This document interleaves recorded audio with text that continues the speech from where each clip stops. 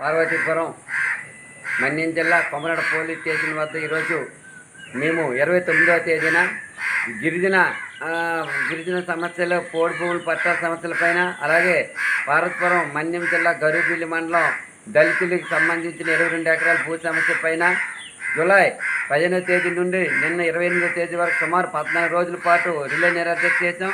అనంతరం ఈరోజు దళితులు, గిరిజనులు, చిన్న చిన్న రైతులకు సంబంధించిన భూ సమస్యల పరిష్కారం చేయాలని కోరుతూ సానుకూలంగా ఈరోజు మేమందరం కూడా పార్వతీపురం మన్యం జిల్లా కలెక్టర్ కార్యాలయానికి వెళ్ళవలసి ఉండగా ఈరోజు మేము అంటివలసకి వెళ్తున్న సందర్భంలో సిఐటి నాయకులు కొల్లి సామూర్తిని వ్యవసాయ కార్మిక సంఘం రెడ్డి చిగుండని తెచ్చి పోలీస్ చేసి నిర్బంధించడం తగదని చెప్పి తెలియజేస్తున్నాం. ఎందుకంటే ఈ ఉద్యమాల్లో పోలీసులు అక్రమార్తలతో ఉద్యమాలు ఆపలేరని చెప్పి తెలియజేస్తున్నాం. ఎక్కడైనా చివ్వం దళితుల సమస్య పరిష్కారం చేయాలి, గిరిజనులు సాగు చేసిన భూములకు పట్టాలు ఇవ్వాలి. ఆ విధంగా ప్రభుత్వం, నూతనంగా వచ్చిన ప్రభుత్వం ఆలోచించాలి తప్ప ఇలాగ పోలీసుల చేత అక్రమ అరెస్టులు చేసి పోలీసు చేసి నిర్బంధించడం మానుకోవాలని చెప్పి ఈ సందర్భంగా మేము ప్రభుత్వానికి తెలియజేస్తున్నాం.